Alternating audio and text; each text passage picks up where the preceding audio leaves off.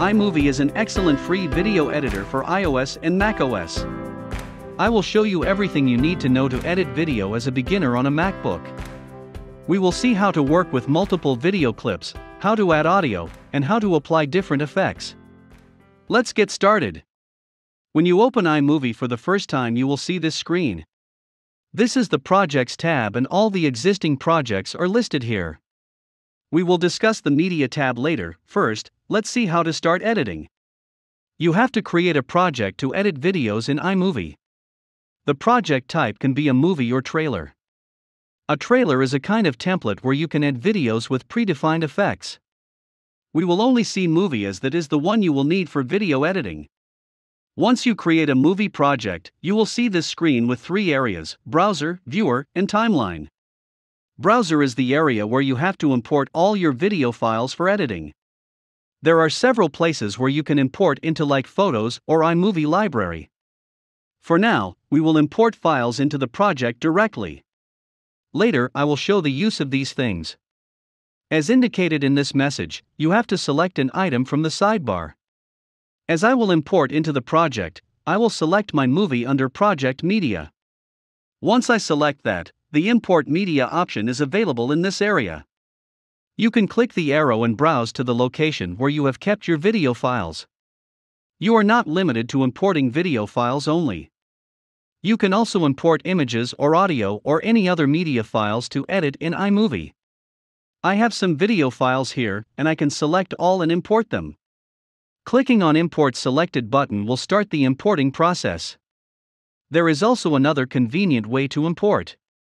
You can drag and drop files in the media area. I will open the files in the Finder, and then I can drag those to import. All the files have been imported quickly as these are small files. Larger files may take some time to import. Please keep in mind, iMovie makes a copy of imported files. So you may notice lots of disk space occupied once you import large files. Later, I will discuss this in detail. To do the actual editing, you have to take files from the browser to the timeline.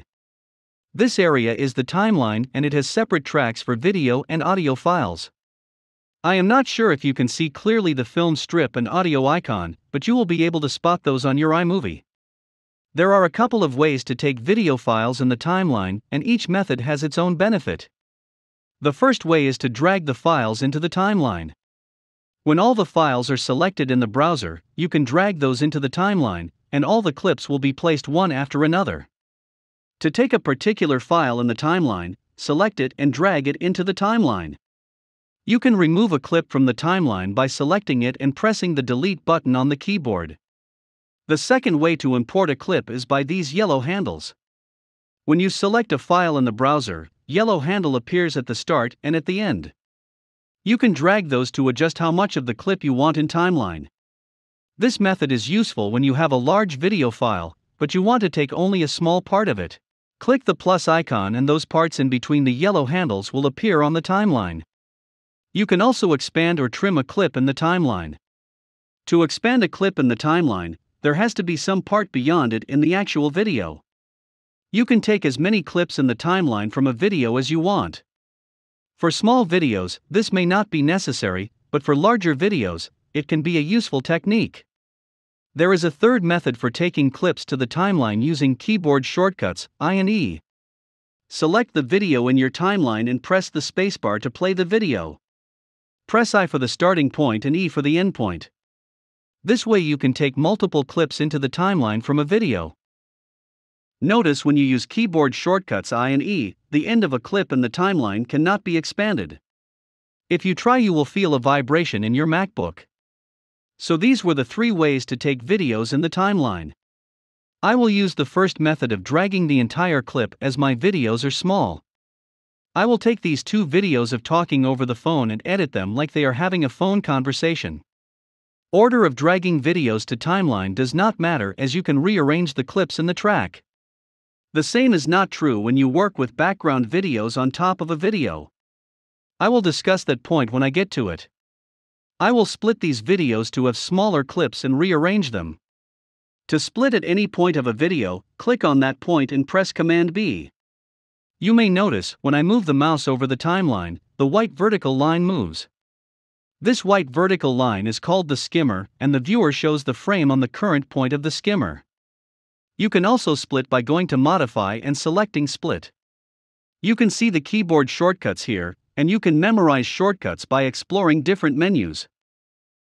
I will also make some more splits in this second video and rearrange those. I am arranging a clip from the first video, and then a clip from the second video, and so on. You can trim each clip to adjust its lengths, and you can see the length of each clip on its top left. Let's play it and see in the browser how it is looking now. Looks like they are having a cheerful conversation. These clips have no audio attached to them, and you can add audio. You can either import audio the same way you import video files, or use some of the audio directly from iMovie. Click on this audio tab to see available audio in iMovie. If you have some music, you will see the list. Sound effects will give you built-in effects from iMovie. iMovie has some great sound effects to start with, and I suggest you browse through the collection. Let's check a couple of these. Click on the play icon to hear it.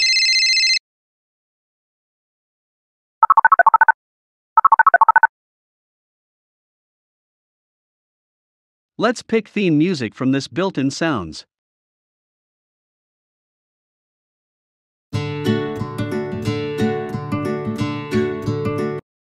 Playful sounds nice, and drag it to the timeline. There is a separate track for audio files in the timeline.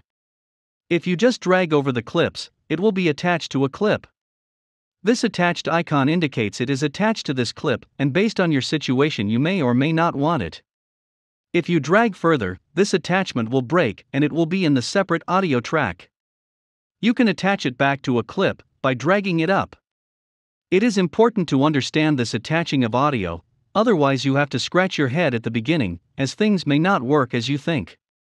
I have reattached audio to this clip, and if I reposition this clip, the audio track will move with it. Let's detach the audio and place it on the dedicated audio track. If I now rearrange the clips, the audio will be in the same place.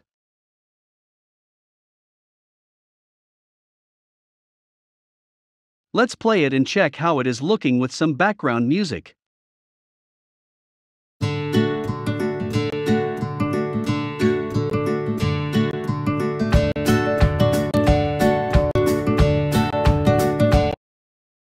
It is looking quite lively now with some background music on it. The audio track is longer than the video clips. I can trim from the end to make the audio length the same as video clips. Trimming and splitting are the basic things to learn in audio-video editing. Once you master these two, the rest of the things make sense easily. At the beginning and at the end of an audio track, this small dot appears to fade in or fade out the music. In the end, it will fade out the sound slowly.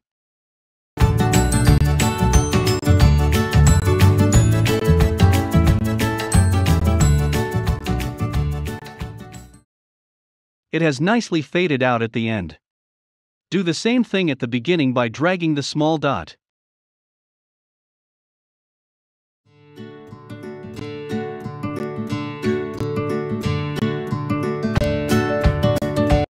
It has built up nicely. You can increase or decrease the volume of a track by dragging this yellow line up or down.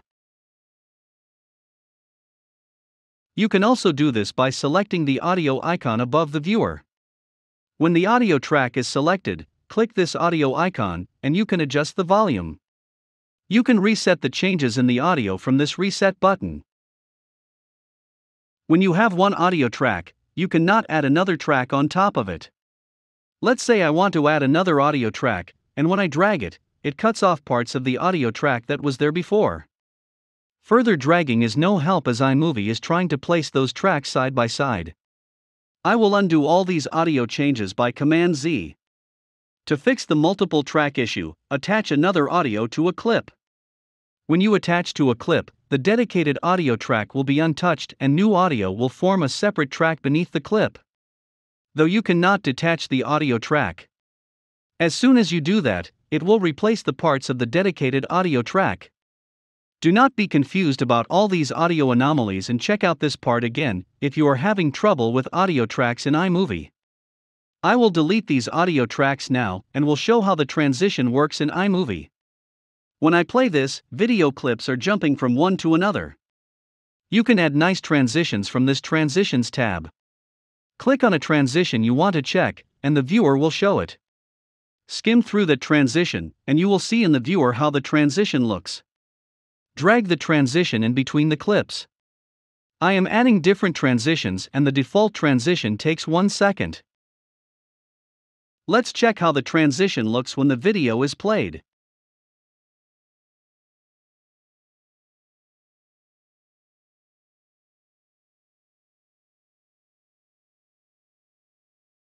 To edit the transition time, double-click on the icon and set a new duration. Apply to all will affect all transitions duration. I am changing each transition time separately.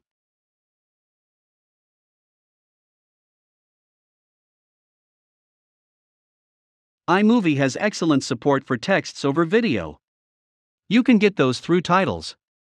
Drag a title over a clip and it will appear on the timeline. You can drag it to another position. Select the title in the timeline and double-click the text inside the viewer. You can now edit the texts. You will see some text formatting options above the viewer. You can change the fonts of the texts and change alignments. A T icon appears here to denote we are working with texts in the timeline. Keep an eye on this area as different elements in the timeline offers different type of options. You can change the color of the texts. The texts will appear when I play.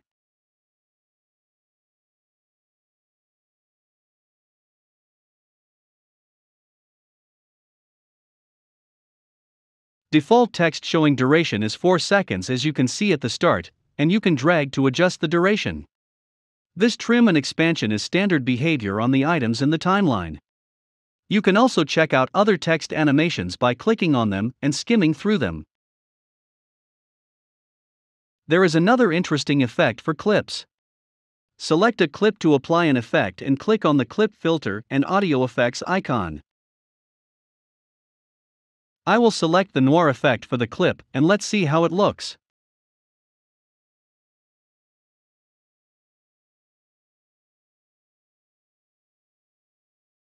If you want to know ins and out of iMovie, you can check this manual from Apple. It is quite extensive and helpful for beginners. Edit a couple of videos and check particular topics for your editing from this manual. Then you will become very fluent in iMovie. Our next topic is clip speed. I will remove existing clips and will take another clip for this demo. If you want to freeze a frame for some seconds, first identify at which frame you want to do it. Click on that frame and click on the speed icon in the viewer area. Choose freeze frame and set the duration of how long you want to freeze frame. On the timeline, a hand icon appears inside the frame that is expanded. This icon changes based on what type of speech adjustment you make. If I play this, you will see how the frame is freezed for 5 seconds. It is freezed now.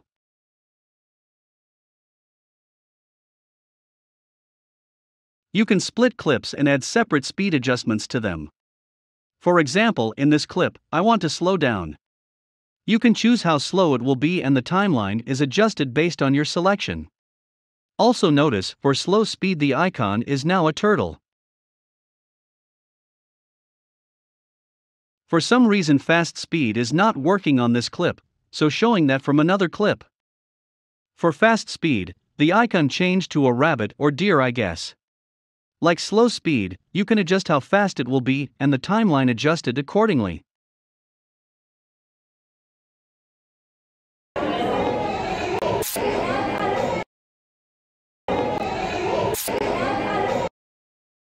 When you add any kind of speed adjustments, a small circle appears on the top right. You can drag this circle to slow down or speed up the clip. The icon inside the clip will change with respect to normal speed. If it is faster you will see the rabbit and if it is slower you will see the turtle. The current video in the timeline also has audio with it. iMovie offers some basic audio processing. You can adjust the volume of the audio or can add some equalizer to the audio. This audio processing is very basic, and you should do the audio processing in a separate audio processor like Audacity. iMovie offers some automatic improvement on a clip through this magic icon. It tries to improve both audio and video quality if both are present in a clip. You can separate out the audio and video, so you can improve those separately, and has full control over it. To detach audio from a video clip, right-click on the video clip and detach audio. Audio is now separated from video, and you can export only audio if you want. For this clip, video improvement was a bit subtle, so I will use another clip for that. This clip has a bit of a lighting problem with white balance, and magic improvement actually does magic here. You can see the white balance become smooth with the magic wand. You can also change those manually through these buttons and the control they offer. Those are bit different concepts than iMovie video editing, so not discussing details about those in this video. You can adjust which parts of the video you want to show through this crop tool. Ken Burns is a quite popular one. Ken Burns have a start frame and an end frame. The clip will start from the start frame and will slowly move to the end frame. You can select those frames by clicking on Start and End Text, and adjust those frames if you wish. Here it is slowly going to the end frame. Besides Ken Burns, you have the crop to fit and fit. Fit is quite straightforward as it will fit your clip to the whole viewing area. Drag to adjust, and the plus icon denotes the center of the selection.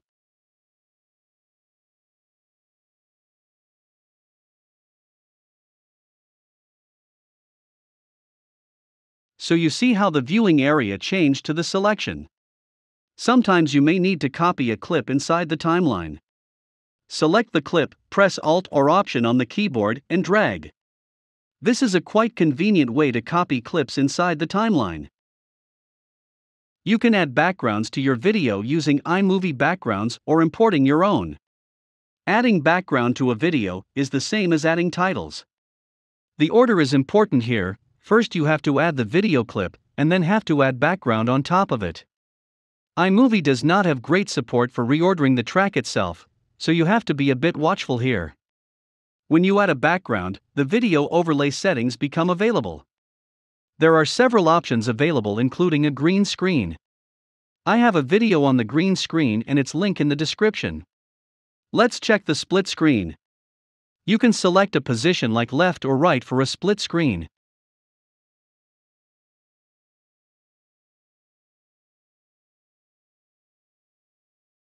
Picture-in-picture offers more options.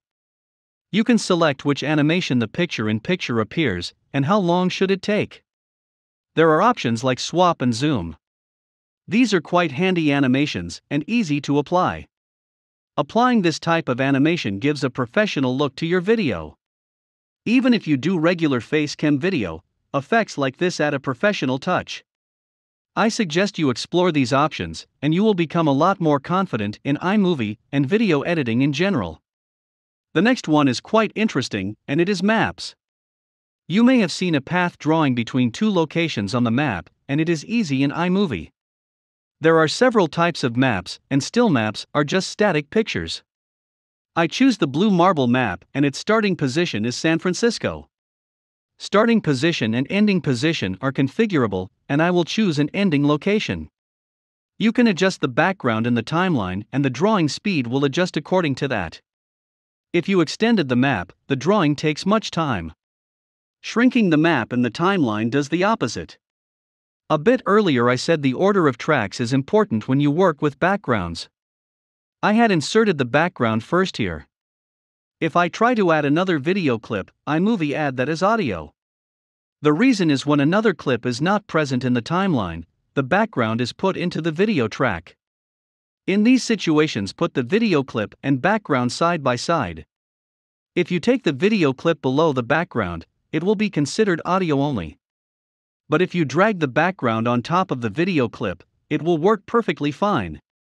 I do not face this issue with other video editors, but it happens in iMovie.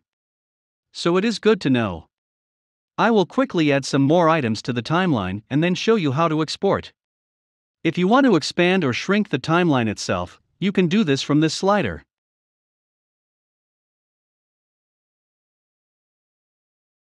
My editing is done, and let's check how it looks.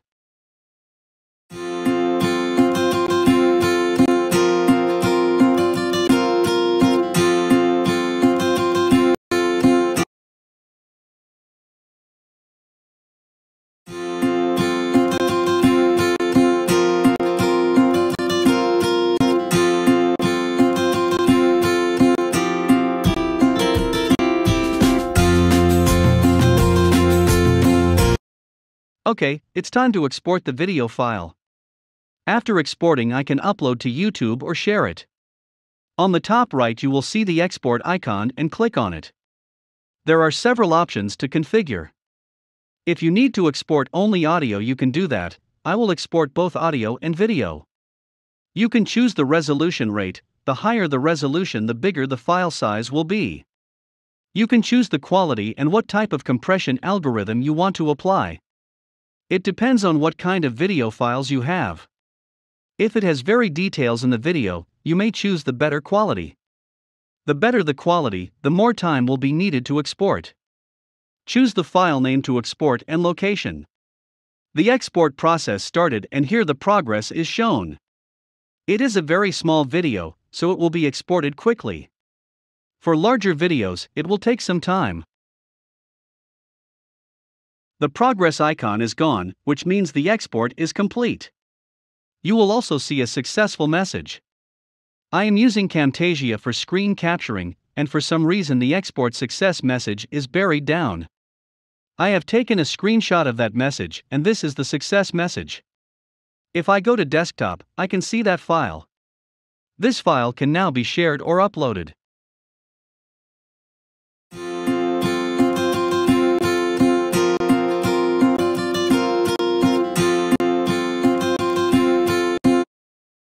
One of the most common issues of iMovie is the disk space shortage. As you create more projects in iMovie, more space is occupied even though you delete the projects. Let's see how to handle that. At the beginning of this video, we imported everything to the project. But you can keep files in a common place and share the same file across projects. You can access photos from any project or files from the iMovie library. To import into the iMovie library, you have to create an event. Either you can rename the event or use the date by default. Select the event and then import files into the event. This file will be inside an event, not tied to a particular project. Let's go to the Project tab and create another new project. My movie is the default project name, and iMovie asking me if I want to use another project name. I am fine with the iMovie default name. The new project My Movie 1 does not have any imported files. But I can go to an event and take those files into the timeline for My Movie 1 project.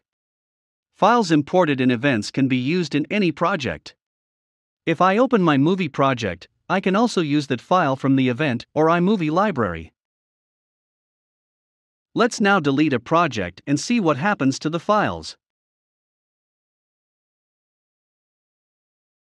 I have deleted my movie project and switched to the Media tab. We see now my movie has become an event. So even though you deleted the project, iMovie has kept the imported files as an event. You can verify this from Finder. Right-click on the iMovie library and reveal in Finder. iMovie library is here, and you have to inspect the packaged contents. Here both the My Movie and My Movie 1 folder are present. You can check the information to see how much disk space it is taking. All the projects and events are listed here. So you see, even though you deleted the project, files are still in the iMovie library. To recover space for the deleted projects, you have to delete the events too. Let's delete My Movie event. If I now inspect the packaged contents, My Movie folder is gone. So now you know what to do to recover space when you work with large files with iMovie. All the video clips in this tutorial are from pexels.com and pixabay.com. You can download video files from there and practice. I think I have covered all the necessary details to learn iMovie as a beginner. I believe this tutorial will set the foundation for video editing mastery. Thanks for watching and see you in the next video.